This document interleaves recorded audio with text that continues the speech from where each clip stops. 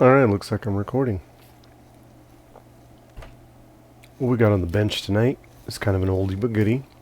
This is a logic board from a 2012 13-inch MacBook Pro unibody. This board number is an A1278. Very popular amongst people who do board level repair.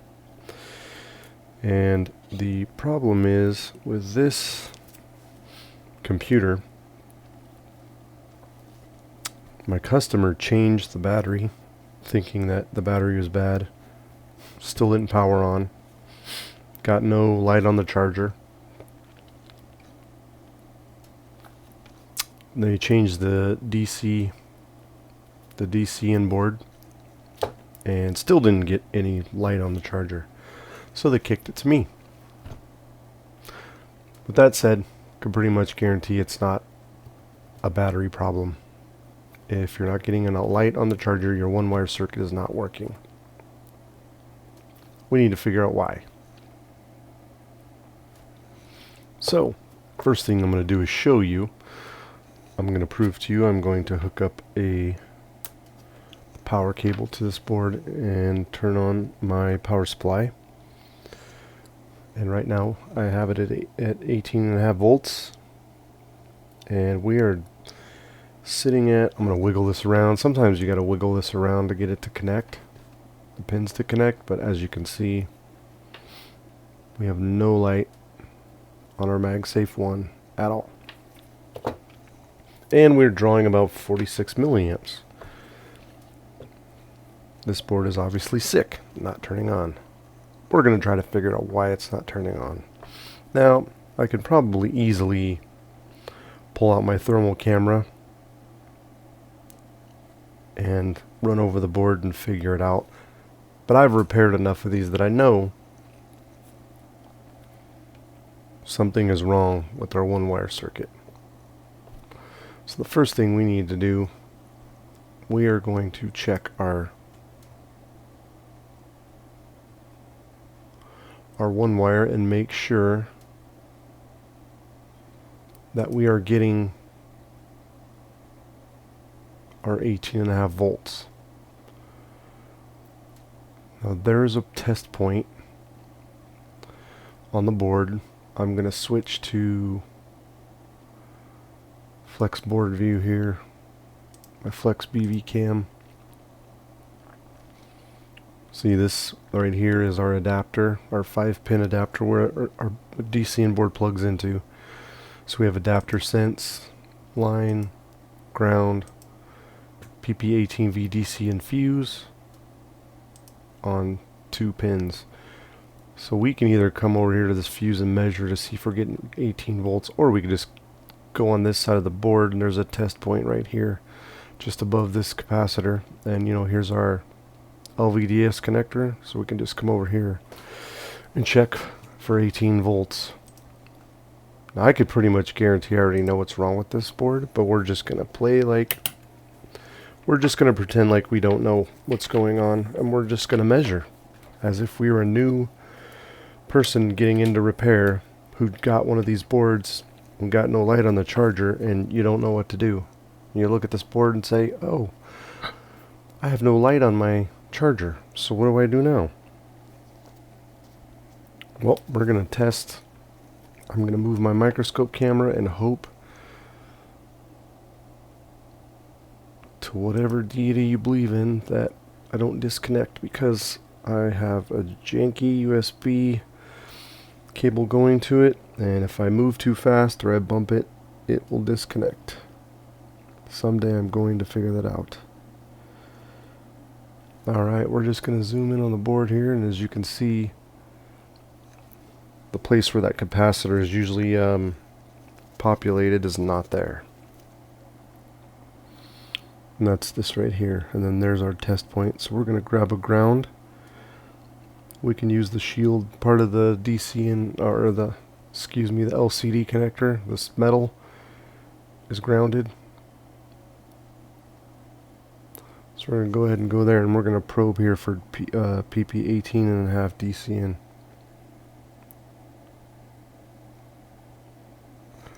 I think that's the spot we're supposed to be at. Oh no, that's Firewire port enable. We're looking at the wrong spot. How much is that supposed to be?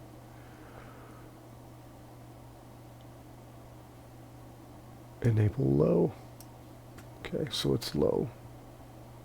We're looking at the wrong spot.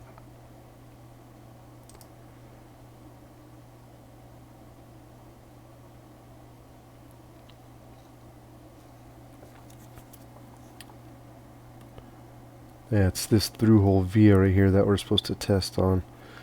And we got 18.5 volts. So we know 18.5 volts is getting to here. This board is a little dirty and corroded. So, what should we check next? This one wire goes to... We'll check our sys1 wire. We're going to have to gently flip this board over. And we're going to have to get this microphone out of the way. Sorry, I'm going to zoom out here. There's a resistor.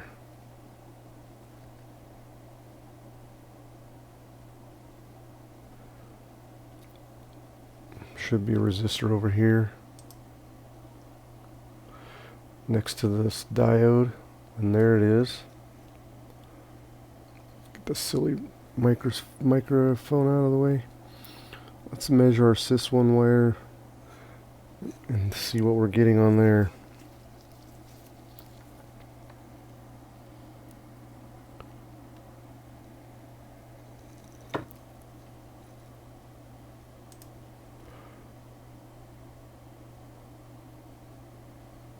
Our sys1 wire is 0.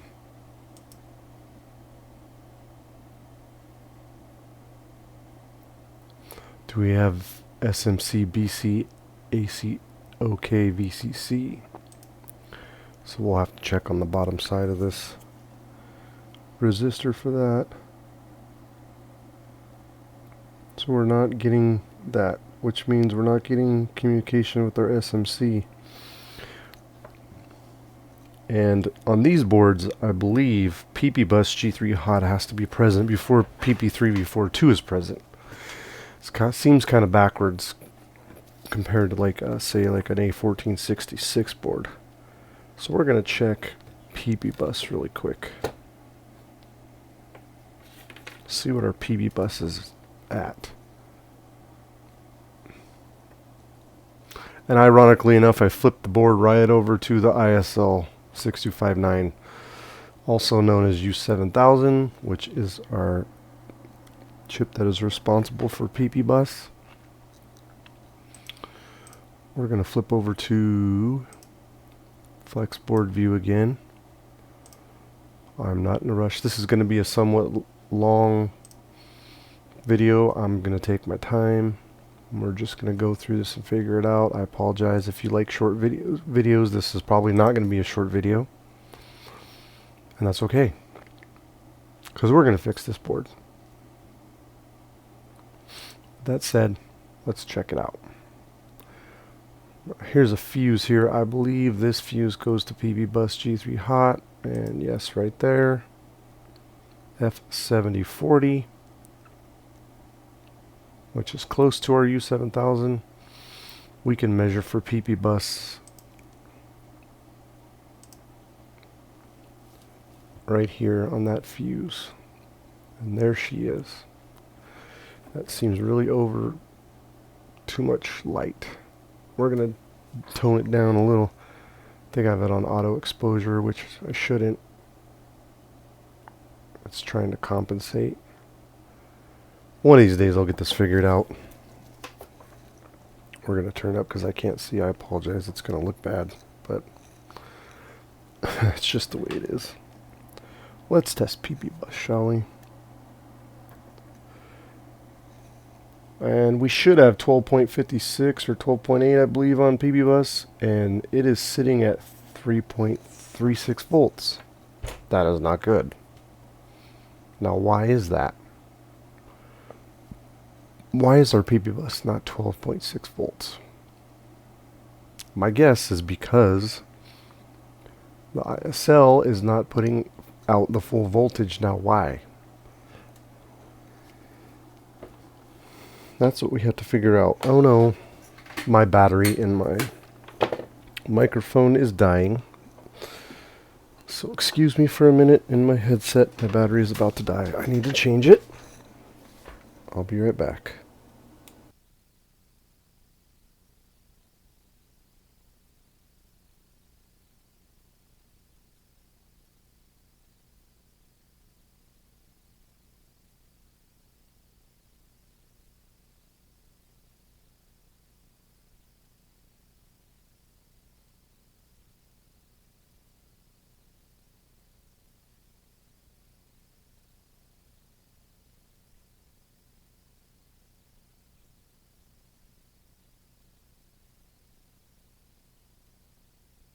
Alright, I think that's better.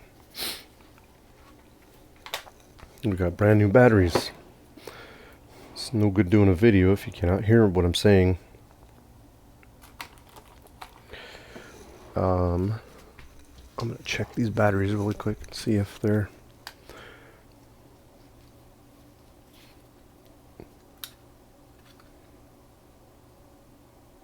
Oh, it says 141, so it's almost brand new.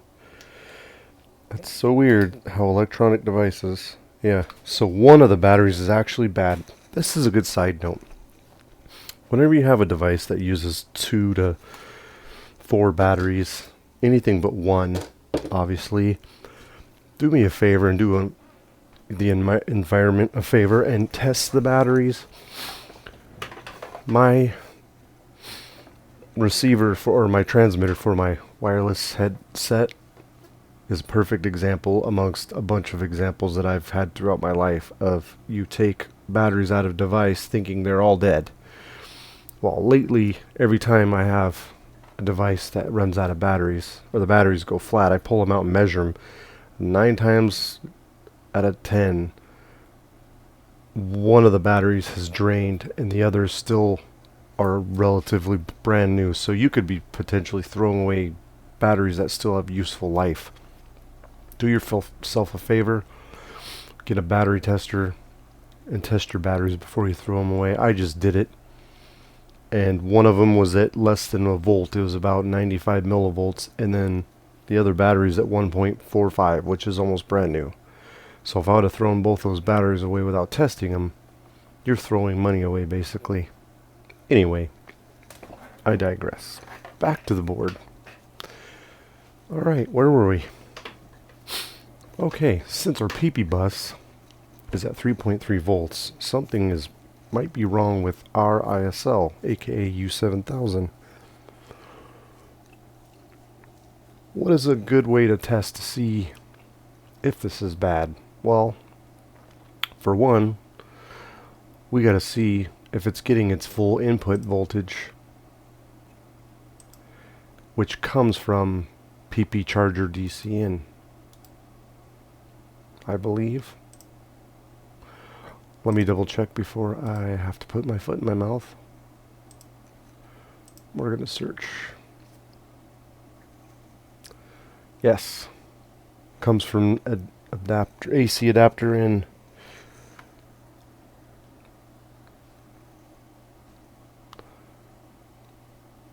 Yep, via pin 2 on U7000. PP charger DC in is 18.5 volts. So let's see if we have our actual input. So if we have the power going to our ISL, chances are the ISL is bad. If we don't have 18.5 volts going to our ISL, then we have other problems. Now I'm going to flip real quickly over to Flexboard view. And as you can see, we have a nice big capacitor here going to pin 2. Oh, that's red already, so yeah. So PP charger DC in is coming right to our... This is the path that the power goes into the chip. So we're going to test it on C7005. as soon as my mouse decides to work. So we're doing black probe on ground. We have our multimeter on voltage. And we got 17.3, which is a little low.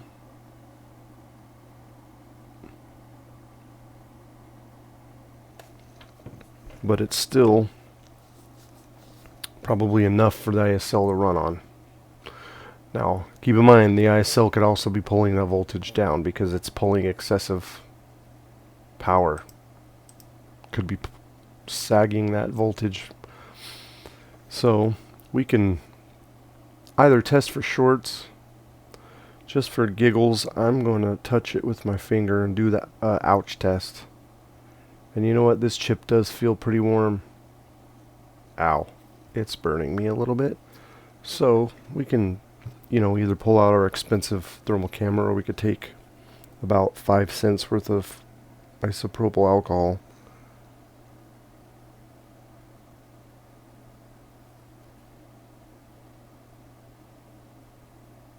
And it's not terrible.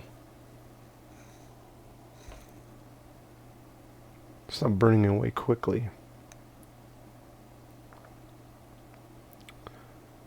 So, looking at that, would you say that this chip is short? Something's wrong with it? I mean, you could see the little area where it dried out quickly next to the 6, so that could be a problem area. Now, we could test every pin to see if there's a short, because there's only... Is there actually any ground pins? So we can go through and just do a diode mode to ground on all of the pins on this and see if something is short. Yeah, so the pin 22 is ground. So I have all the 28 pins on this chip. There's only one that should be ground.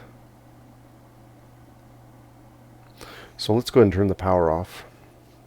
We can go ahead and probe it for shorts. But my guess, let's check the DC in, PPDC in to see if it's short. Nope, not short. So we're just going to run quickly and see if anything shows short.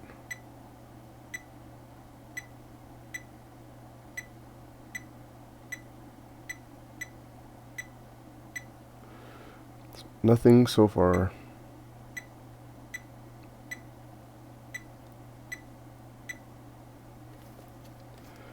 This should be ground. That's ground, yep.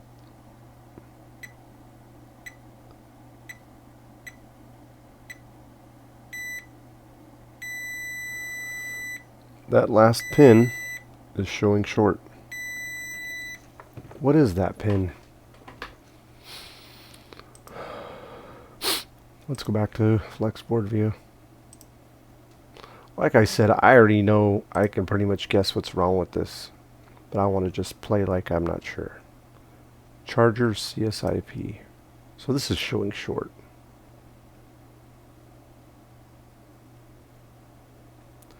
So, my guess is it has something to do with the ISL.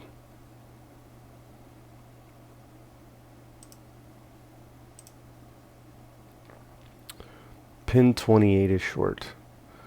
That's charger CSIP. Where does that go? Goes to charger S-gate, which goes to PPDC and G3 hot inrush. Goes to the inrush.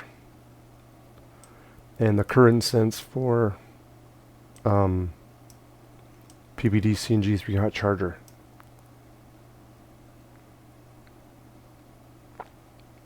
So we could also have a bad resistor or a bad capacitor on that line. What is a quick way? What's a quick way we could figure out if it's the ISL? Well, we could remove the ISL and check that short again, and if the short goes away, chances are the ISL is bad. We could just jump ahead and replace the ISL, which makes sense, would be a much faster way to figure out if the ISL is actually bad. So why don't we, I think I'm going to do that. I'm going to skip everything else. I mean, I'll obviously remove the ISL and measure that pin 28 again and see if our short goes away. But I think the ISL is the culprit. Now, I could be wrong. Let's find out. I'm going to turn my fume extractor on so I don't breathe any flux fumes. We're going to remove this chip and try our luck.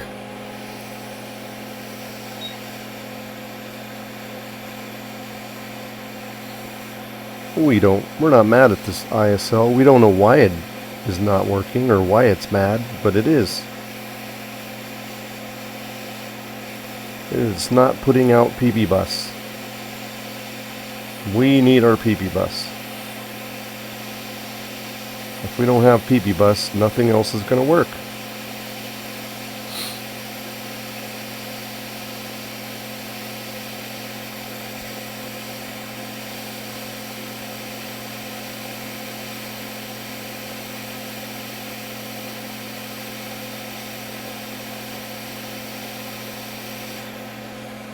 Okay, removed our PP bus chip. We're going to clean this area up really quick.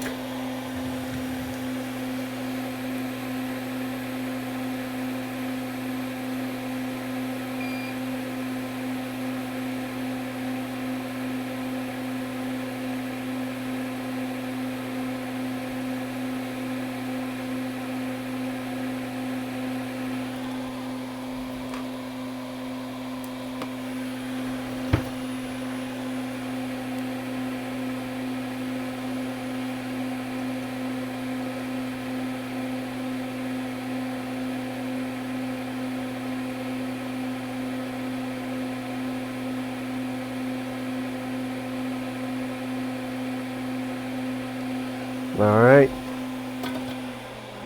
we'll go ahead and clean this off.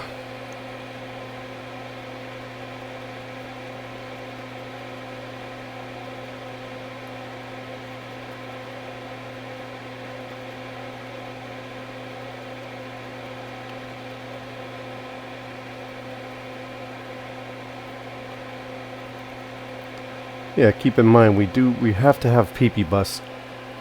We have to have our always on rails, our G3 hots, or always on rails for everything else to work.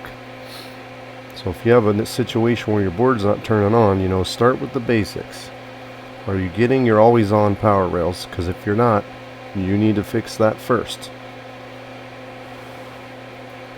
There's no sense in figuring out why your speakers aren't working or whatever if you don't, if your board's not turning on. It's just common sense.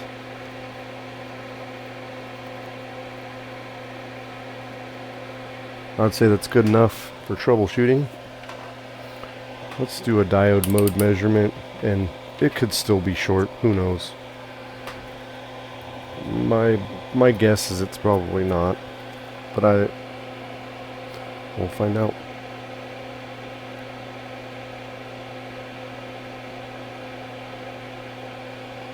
It's open line.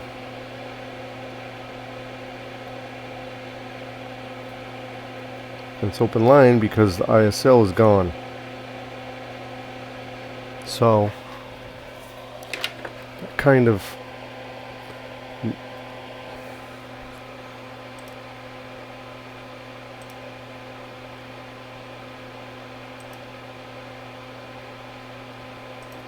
tells me that we might have an issue with either our ISL, or there could be something further down the line, like something in our PP3V42 circuit. So let's go ahead and put another ISL on real quick, because we have to have that chip on the board. So we're going to go ahead and solder another one on there, a different one, not the one that was broken. That one is going to go go away.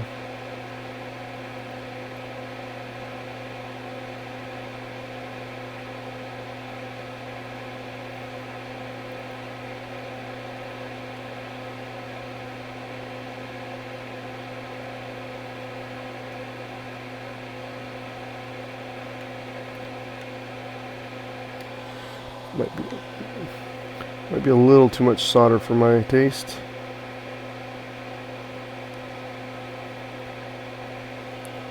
That's probably good.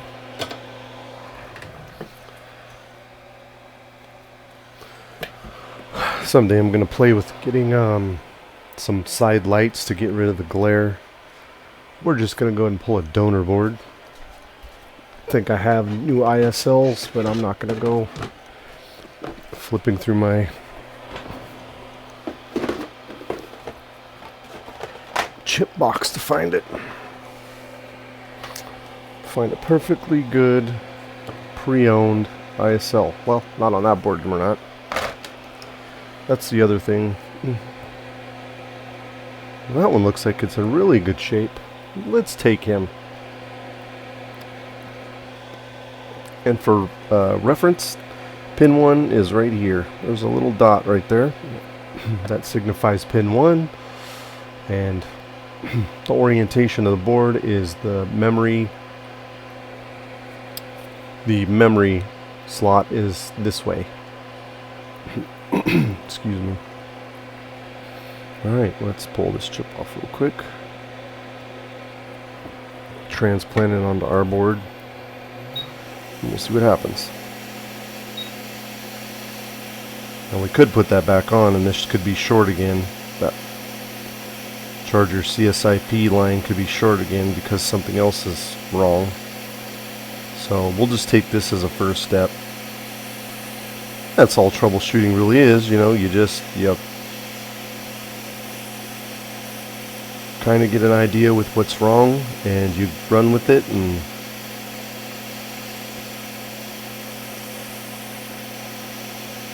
sometimes it'll be that and sometimes it won't.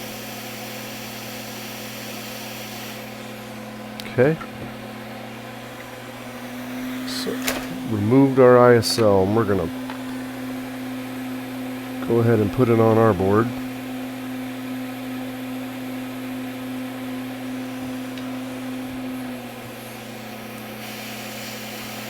Just going to heat this area up a little bit real quick.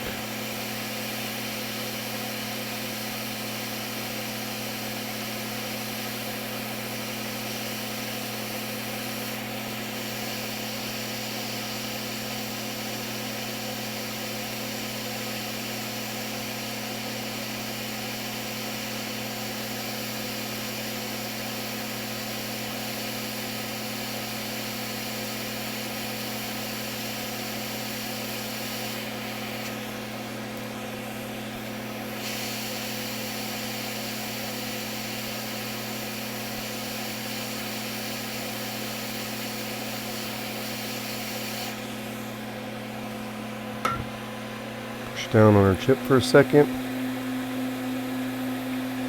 We're gonna zoom out a little and just see how we're lined up.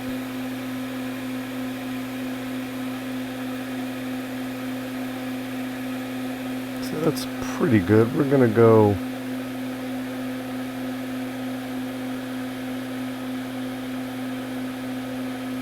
probably gonna go to the right a little bit.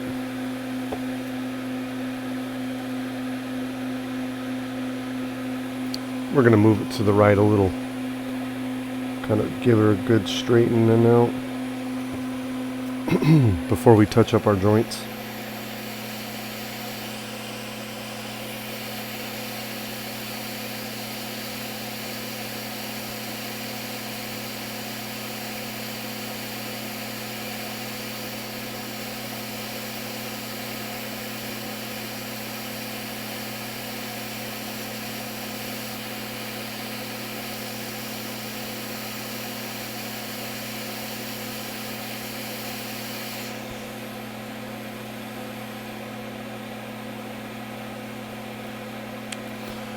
See how that looks.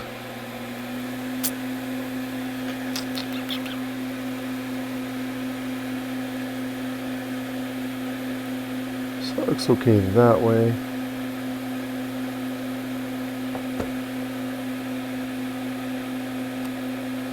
Alex said it looks pretty centered, so we'll go ahead and clean those solder joints up.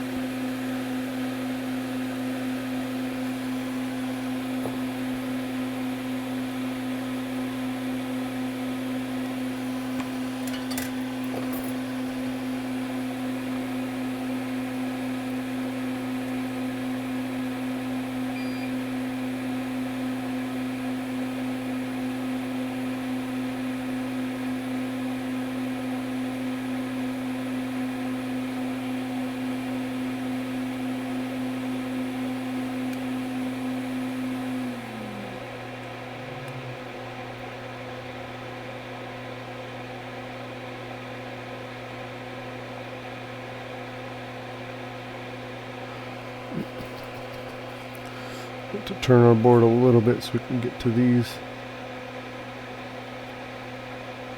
pins here. Alright, I'm going to say that looks good. We're going to clean this up now a little bit. Using some IPA and a Kim wipe, we're going to do two things. We're going to clean up the mess and we're going to cool the chip off a little bit to see if it will operate.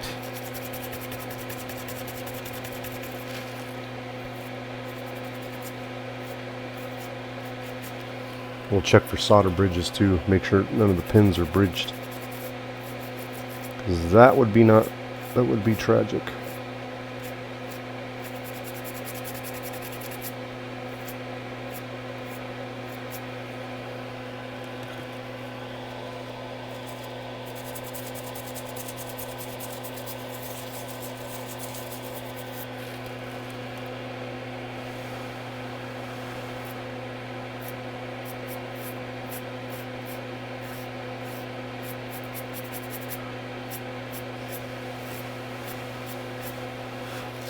All right.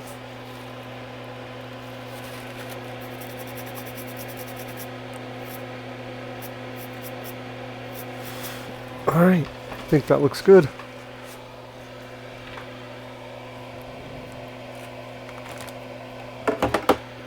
Take a little air.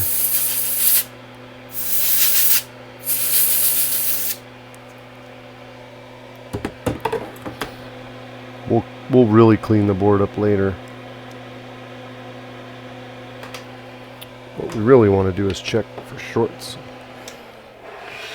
Go ahead and turn the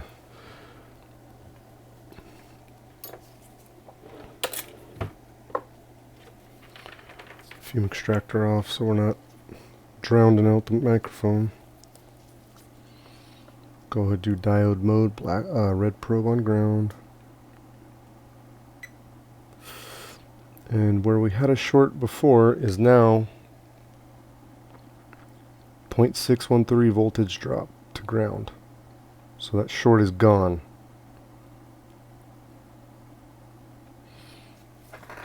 Which tells me we may have fixed this board. That the ISL, which is, or U7000, which is the ISL 6259, was the culprit in this situation. There's only one way to really find out, though. Let's move our microscope and plug this board in.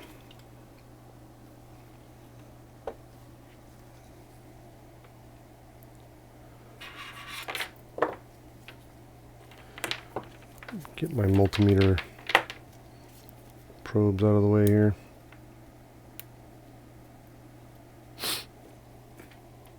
Alright, we're going to power it on here. Let's see what happens.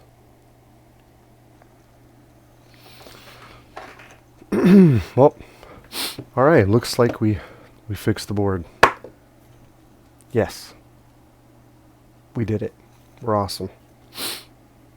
Look at that. Actually, here.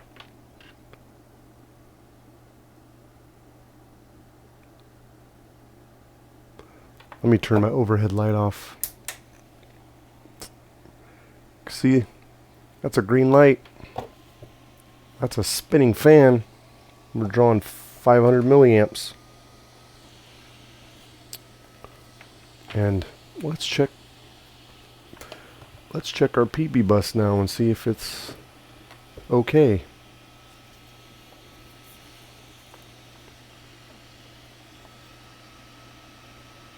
Actually, can't check it in diode mode, genius.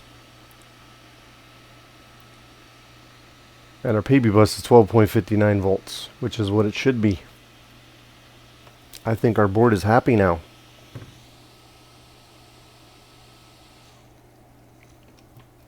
I think we fixed it.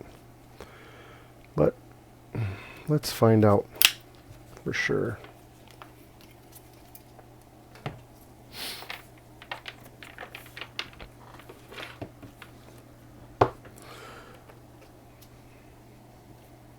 Alright, you bad little ISL, you go to the trash. We're going to get your computer. Get your case here.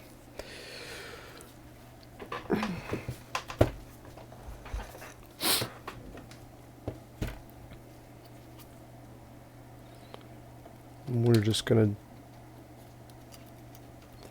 to kind of haphazardly stick our board in, because we just want to see an Apple logo, really, right? That's all we want to see. We're not worried about putting this thing all the way back together and doing some testing and celebrating and all that. We just want to see if it works.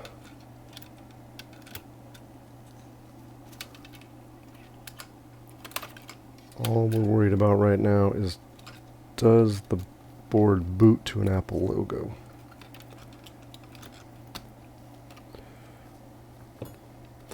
I'm going to plug some stuff in just to hold the... I may put the DC in screws in because I don't want to short anything out potentially. These older MacBooks use a T6 Torx. So if the ISL wasn't it, I would have kept going down the line to see. Whoops, that wasn't a DC screw. That was our fan screw, silly.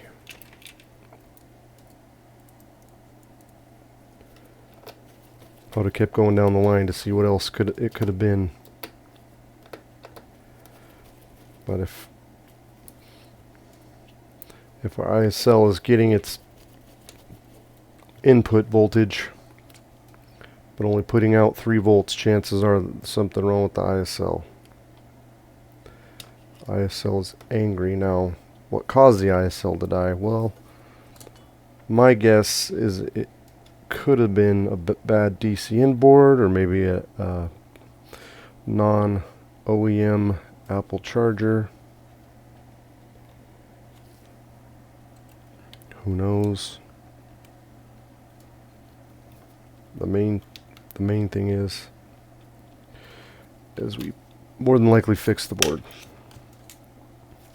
Sorry, I'm just going to put some of these in. I want to hold the board in. I want the board to fly out.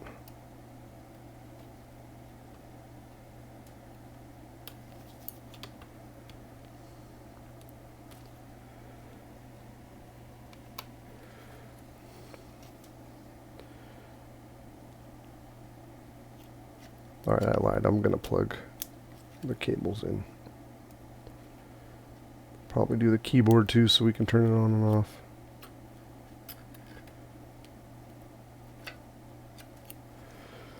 And we're going to do just the fan screws because that'll hold the board in. Keep the board from flying out.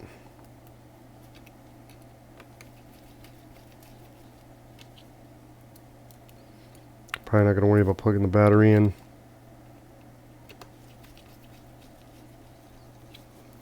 Do need to plug the LCD in though.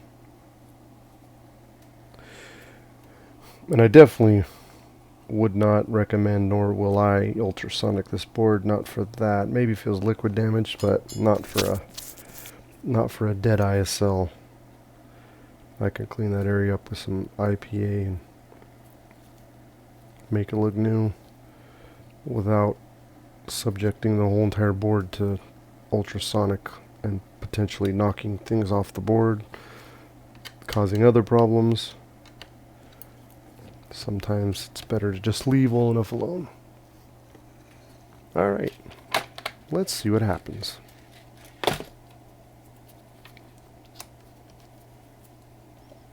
Alright, power on. Oh, and as you can see, ooh, something's smoking. Whew. What was that? I just smelled fire.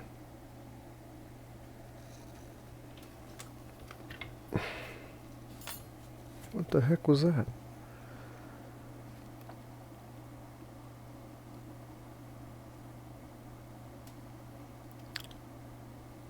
Is there exposed metal on this stinking shield thing? The shield, the stupid shield started burning.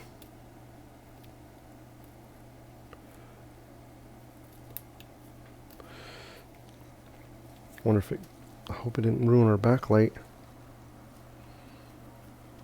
That filter got burned. Oh, is the metal on the clasp. That's not good. That is not good at all.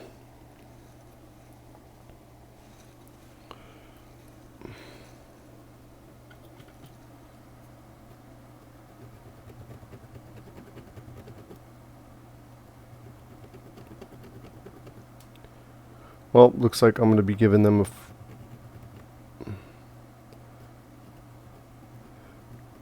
potentially a free LVDS connector replacement. Yep. Because that pin is now toast.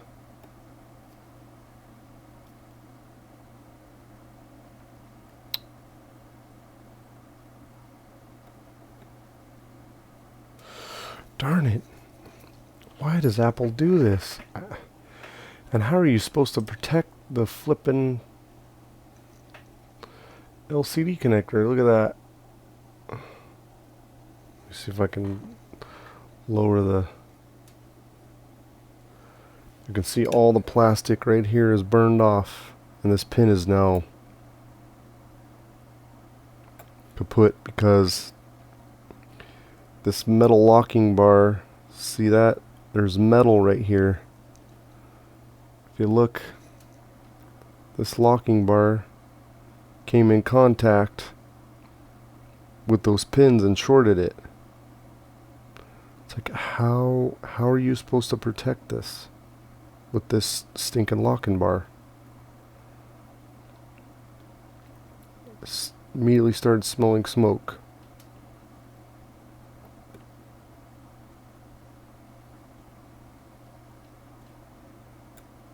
Somehow I do not think this is gonna work, but try it again.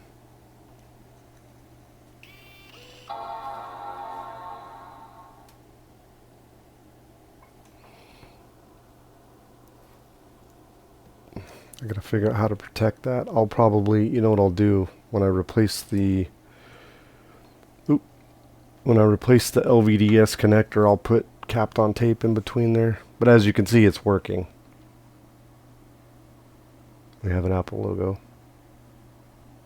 So I'll just have to address that little issue.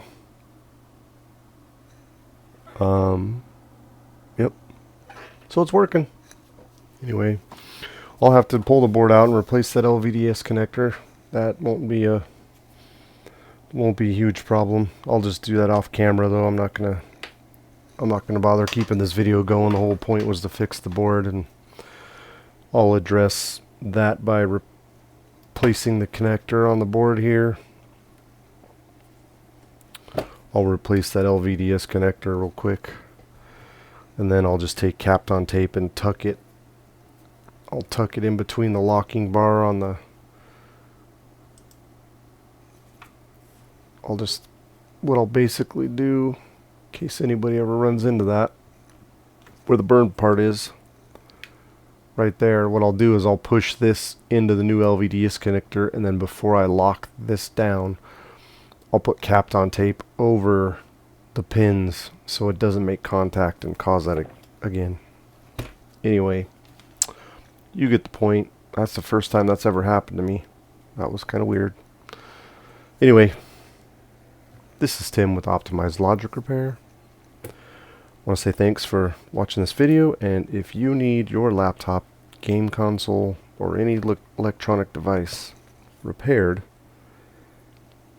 please go to our website, visit us at www.optimizedlogicrepair.com, or send us an email at support@optimizedlogicrepair.com. Thanks for watching. We'll see you on the next video.